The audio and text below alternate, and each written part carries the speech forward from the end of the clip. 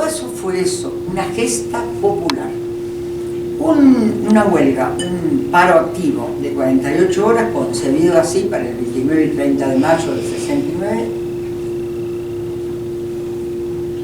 con la idea de que paro activo, se empezaba ya a decir en esa época, era abandono de tareas.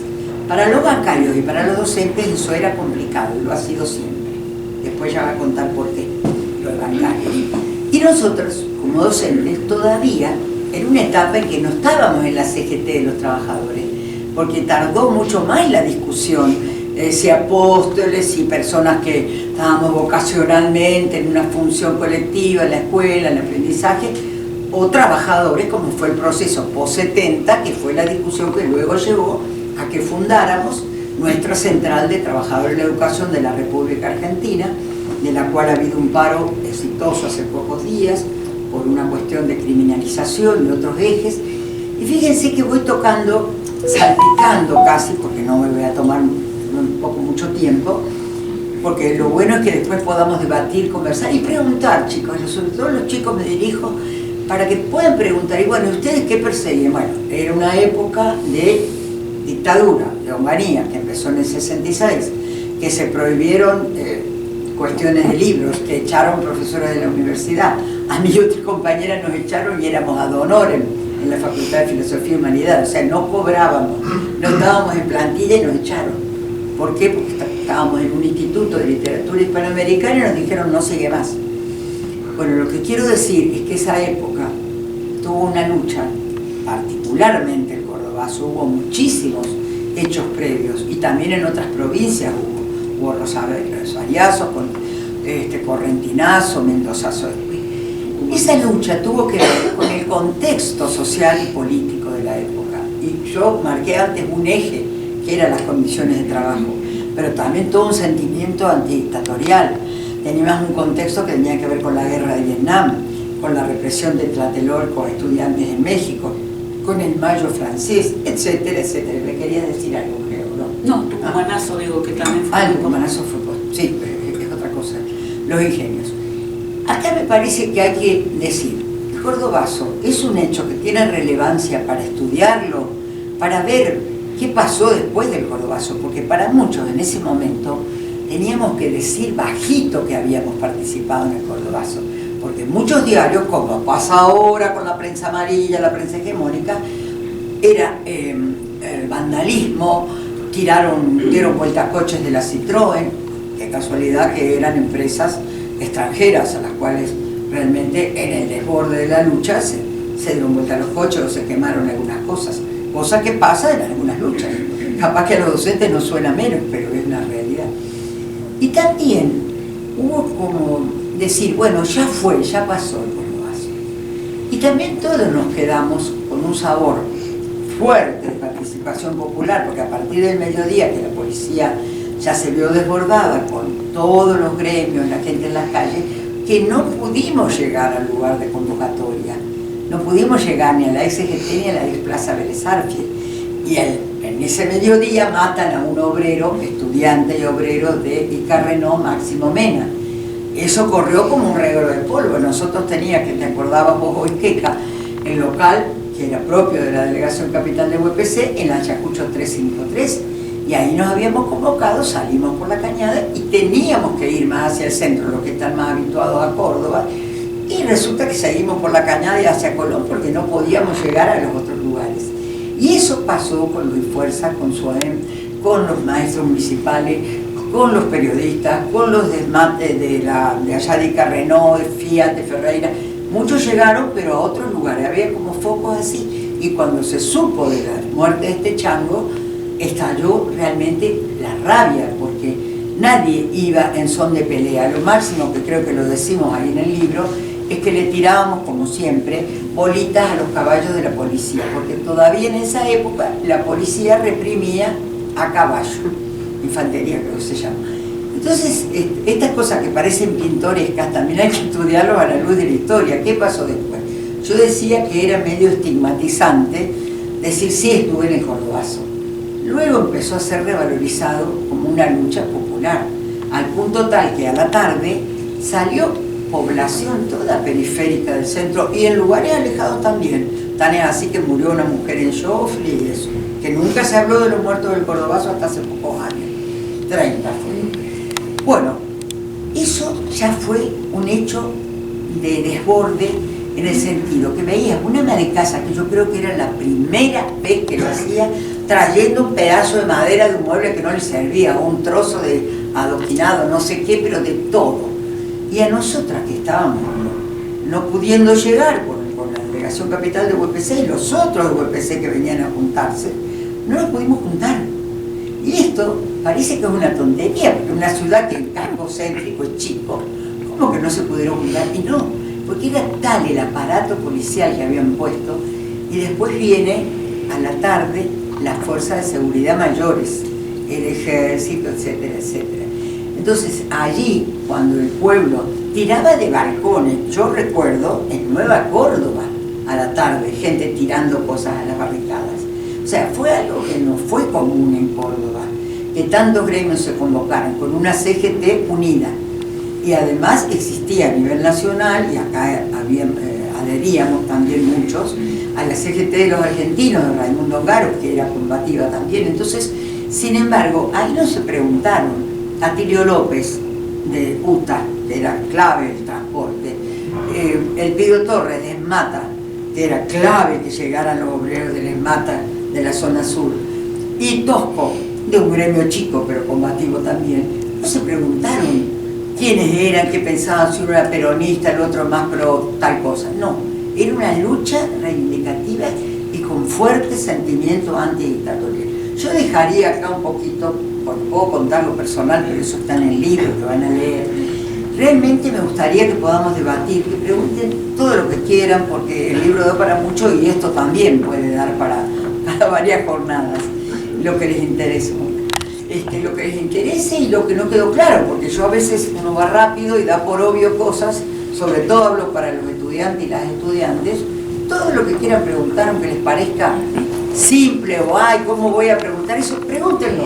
En las clases siempre da resultado eso, de que ustedes sientan que también tienen su protagonismo y bueno, si no quieren preguntar, no, pero es bueno que puedan participar. Yo agradezco y después seguiremos dejando. El comienzo del tráiler que ustedes vieron y que empiezo diciendo un texto que no me pertenece, sino que es un texto de una doctora en ciencias sociales que se dedicó a hacer un trabajo muy interesante sobre interpretación fotográfica. O sea, ella hace su trabajo es tomar las fotografías y leerlas, más allá de lo que podemos ver así como a simple vista. Cada fotografía es un entramado de signos, de semas, de cosas que connotan algo. El uso que se hace de esa fotografía, por supuesto que es muy largo lo que podemos hablar de eso, pero a mí me interesa retomar ese texto que ustedes escucharon solo al comienzo, porque es algo que yo siempre tengo en la cabeza y que es, diría, el puntapié de casi todos mis trabajos, en libros o en notas periodísticas. La fotografía cumple un papel y un rol muy importante, porque estoy absolutamente convencida que la fotografía es un gran reconstructor y que la fotografía hace que nosotros nos refiramos o nos refiramos, ¿cómo se dice? Nos referimos a la memoria haciendo uso de lo que las fotografías que vimos. Por eso tenemos recuerdo de cosas que no participamos, por ejemplo. O sea, el valor de leer una imagen. Y el texto dice así: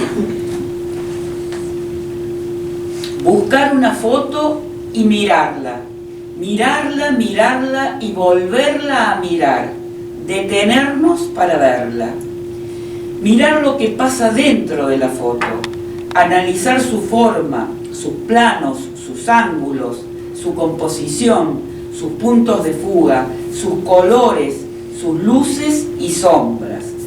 ver los personajes u objetos que están presentes, ver los actores primarios y los secundarios, ver lo que está en primer plano, ver lo que no está en primer plano, ver las figuras centrales y el fondo, qué está iluminado y qué es lo que queda a oscuras, mirar lo que la foto dice, grita o susurra, mirar lo que la foto calla, oculta o no dice, preguntarse, ¿qué transporta la foto? ¿Qué conserva? ¿Qué guarda? Contrastarla, ponerla en relación, en serie, escribir su historia, ver qué sintetiza, qué simboliza, qué indica, ver si es huella, vestigio o rastro, ver qué llama enciende, qué vacío deja, cómo punza, pensar si es un testimonio, un documento, un aguijón o una ráfaga de luz, ver si vale la pena archivarla, catalogarla, etiquetarla, ver si late. Y yo agrego que lo que busco en cada fotografía, y fue la fotografía de tapa la que desencadenó todo un recorrido que ya les voy a narrar, que sería la cocina del libro, a partir de esta fotografía, buscando lo latente para volverlo, la palabra no existe, pero me gusta, latiente, que venga de latido. Bueno, con esto... Perdona, eso tiene un nombre para mí. Descifrar. Exactamente. ¿Sí? Mirarla con una concepción y con una actitud crítica, ¿no? Bueno, late es vibra, y hoy se habla de la vibra, y algo tiene vibra, ¿no? Como, bueno, no sé si lo escucharon, lo dije acá con un poco fuerte y me parece que se escuchó, pero lo voy a repetir un poco rápidamente. Yo trabajo en prensa gráfica desde hace mucho tiempo, desde 1980 que empiezo a trabajar muy joven en el diario Puntal de Río Cuarto. Después paso a Córdoba, trabajo en La Voz del Interior, en el diario Córdoba, hasta que llegué a la jefatura de fotografía del diario Página 12 Córdoba, y después también en paralelo fui corresponsal de muchos medios de Buenos Aires. Cuando terminé mi relación de dependencia con Página 12, que fue en el 92, a mí ya me fue muy difícil insertarme en una planta permanente por distintas causas, porque estaba embarazada, porque me había ido a vivir fuera de la ciudad, o sea, en definitiva, tuve que reinventarme como profesional y empecé a trabajar con corresponsalías, pero en particular a mí me sirvió para dedicarme a hacer mi propia agenda periodística, trabajar temas e investigarlos como freelance, se dice, o sea, por mi cuenta. Yo hacía trabajos y después los vendía a determinados medios que yo sabía que ese tema les podía interesar. O sea que trabajo mucho pensando en las efemérides y pensando en las grandes efemérides, porque yo sé que a los medios de comunicación les interesa tener material sobre esas efemérides, y porque sé también que se movilizan muchas cosas, sobre todo en la parte de educación también, que las grandes efemérides, que feo decirlas, que terminan en cero, pero uno ve que la realidad nos muestra que es como que se festejara más cuando son 20, 30, 40, 100, 150, 200, 400. Es muy raro que festejemos un número así como gran efeméride cuando no termina en cero. Bueno, con esto quiero decir que yo tengo que estar muy atenta cuando va a suceder de acá a 2 años o cada 3 años o a lo mejor un poco más cerca, qué es lo que se viene. Ese es mi modus operandi. Y desde hace mucho tiempo, casi todos mis reportajes tienen que ver con la fotografía, porque básicamente, o sea, escribo, pero no me considero una escritora, soy una periodista que escribe, mejor dicho, una fotógrafa que escribe. Yo soy una fotógrafa egresada de la Universidad de Río Cuarto en Ciencias de la Comunicación con especialidad en fotografía. O sea, mi mi especialidad y mi amor y mi pasión es la fotografía y en particular la fotografía periodística. Vinculado esto con la memoria, y de a poco lo empecé a hacer y ahora estoy absolutamente convencida que es mi camino y es en lo que sigo, vinculado al género. Fundamentalmente, cuando yo digo memoria, yo planteo mi compromiso, y yo esto lo veo también en muchos educadores, que por suerte hay todo un revisionismo acerca de qué se hace con las efemérides en las escuelas. No sé si ustedes, por supuesto que los docentes sí, pero como ciudadanos y como asistentes a los actos escolares, notaron que ya tienen un condimento diferente, o al menos es lo que se trata, que desacartonar y poner personajes, personas que no estaban representados en distintas épocas o en distintos hechos históricos.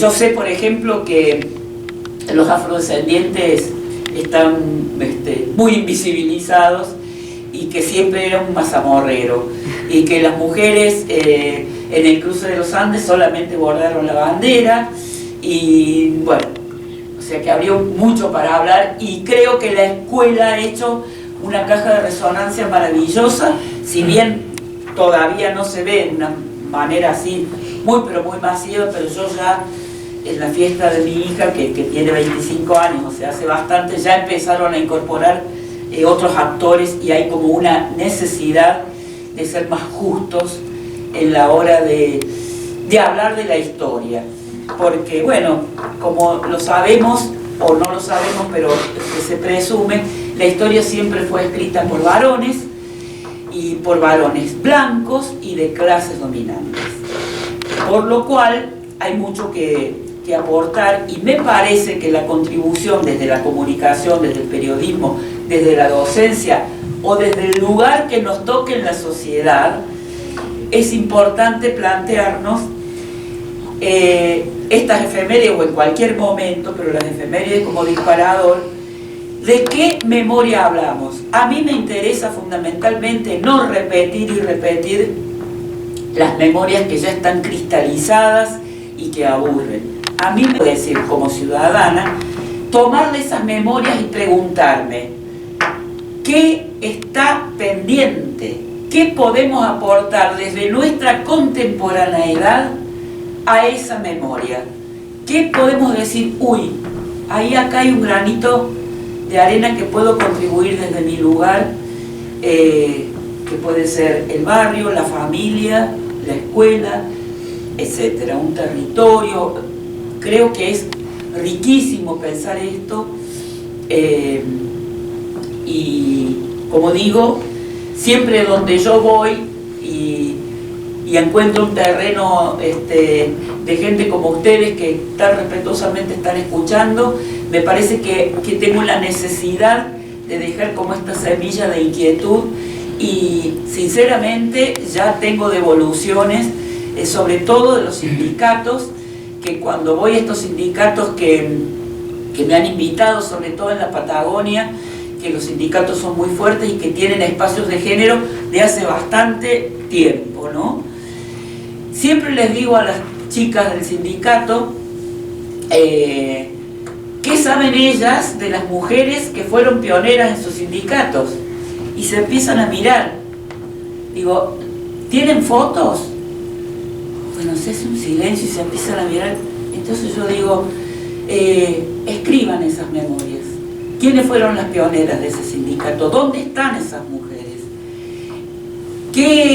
¿A qué mujer de este lugar se merecería una plaza? Y empiezan, uy, a la fulana o esta, o una mujer, por ejemplo, en Neuquén me pasó una cosa increíble, que la gente, cuando terminé, me vinieron a decir, por favor vaya a escribir la historia de las mujeres del Choconazo. En el Chocó, cuando se estaba haciendo la represa, hubo mujeres que fueron las que pararon la huelga, porque a los obreros del Chocó no les pagaban y se acuartelaron. Fueron las mujeres que salieron a la calle a pedir el pago de esos. Bueno, esa historia no está contada. Bueno, la cuestión es la siguiente. Lo que me interesa es la memoria de lo pendiente. ¿Y qué noté que estaba pendiente en el cordobazo? Por supuesto, las mujeres. Y en la historia en general, y en las memorias en general, las mujeres, los afrodescendientes, los aborígenes, las disidencias sexuales, y después se puede seguir. Las clases que no son dominantes, las clases periféricas, etcétera, etcétera, etcétera. Los pobres, ¿verdad? Los pobres. Que se hablara de Margarita Satskin, que fue la primera médica egresada en 1909, con una historia tremendamente increíble. Pasaron 400 años para que la rectora le pidió a los directores de los museos universitarios, que son 17 museos, dependen de la universidad, que hicieran una revisión en las colecciones poniendo en valor el género. Y es así como en el Museo de Ciencia de la Salud, en un baúl, buscando a ver qué se puede hacer, se encontró el vestido de Margarita Satskin cuando fue a recibir su diploma, y se encontró la tesis con un 10. La tesis con un 10, y con su tesis era una operación de ovarios, 1909.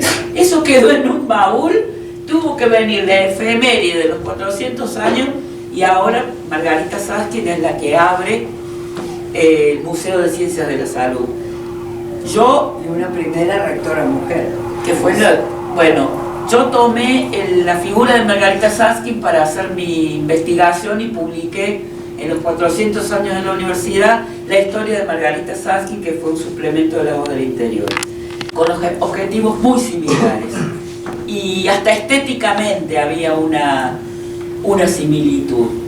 La cuestión es que esa nota la publiqué en La Voz del Interior, se llamó Las Chicas de la Bandera, y fue una nota que tuvo una repercusión muy pero muy grande. Me empezaron a hacer muchas notas, me llamaron muchos docentes, me llamaron estudiantes, querían conocer la historia, querían que les pasara el vínculo con la mujer esta del Mayo francés, y yo dije, bueno, yo me voy a poner a investigar.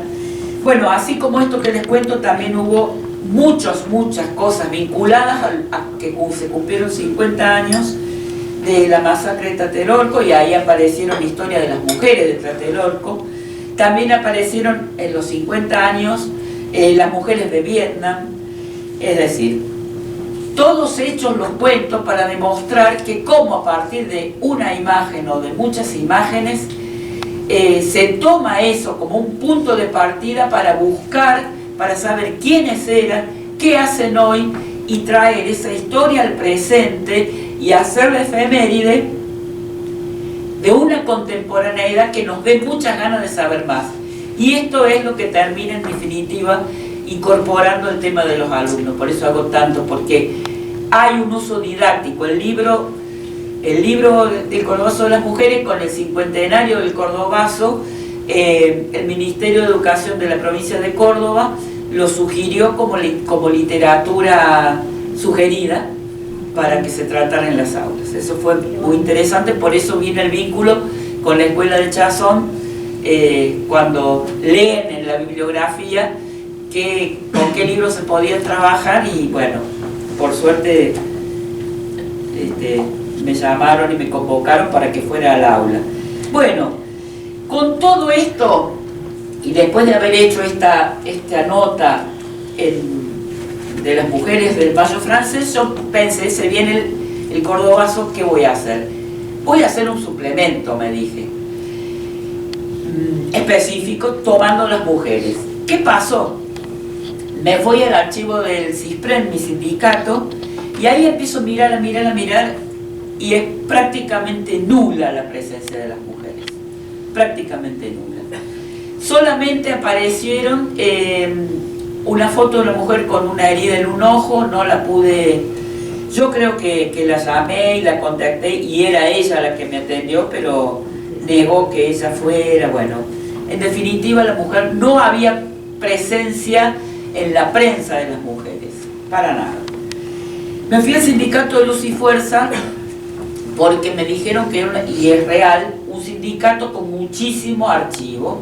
Y ahí fui, y ahí empecé a ver que se usaba permanentemente una foto de Agustín Tosco con dos compañeros marchando por Vélez Sarsfield, que era la arteria principal por la que marcharon los obreros, porque la idea era hacer el acto delante de lo que era la CGT en esa época. La cuestión es que encuentro esa fotografía y yo encuentro que esa fotografía estaba recortada, y así como vieron en el tráiler me empiezo a fijar qué hay detrás de Tosco y empiezo a ver que había mujeres. Entonces les pido ver en el sindicato la secuencia completa, y en el sindicato me habilitan los negativos y también me habilitan los archivos fotográficos, y yo encuentro en esa serie de fotografías una que nunca se había usado, que es esta, en donde yo encuentro que las mujeres venían al lado de Tosco y en los márgenes. Eso a mí me posibilitó seguir buscando porque no encontraba, y una de las cosas increíbles que me pasó es que yo tenía que buscar, y en muchos lugares, incluso en el Archivo General de la Nación en Buenos Aires, cuando fui a buscar mujeres del Cordobazo me dijeron: no señora, acá usted tiene que venir y pedirlas con nombre y apellido.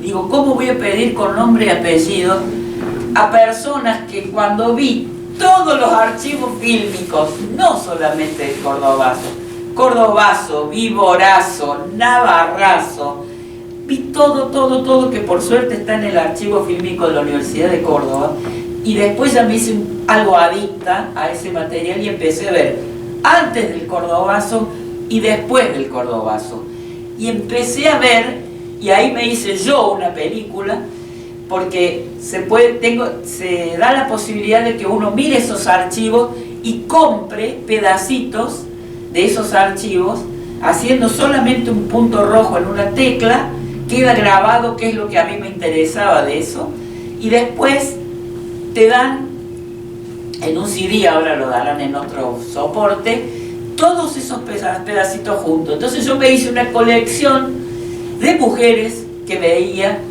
en las calles o haciendo notas o en distintas circunstancias, en los paros, bueno. Entonces yo ahí me fui diciendo, bueno, yo no voy a hacer una nota para el diario, con lo que a mí me está costando.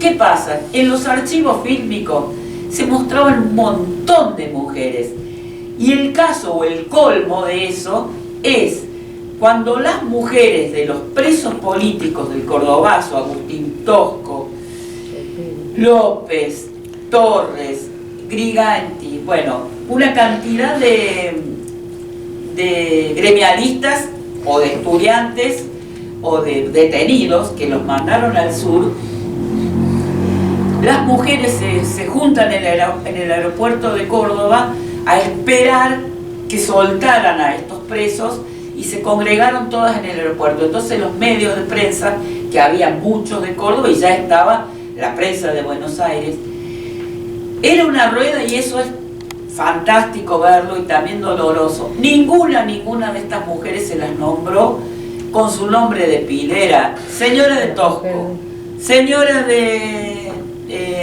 Vitofino, señora de Griganti, nada. Yo digo, vi tantas cosas, no hubo un nombre de pila ni un apellido de soltera. Entonces era muy difícil buscar en archivos con nombres y apellidos. Bueno, por la charla, la verdad, espectacular, gracias.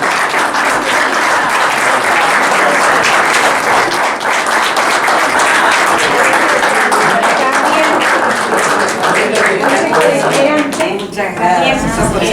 Se hace presente. La presidenta.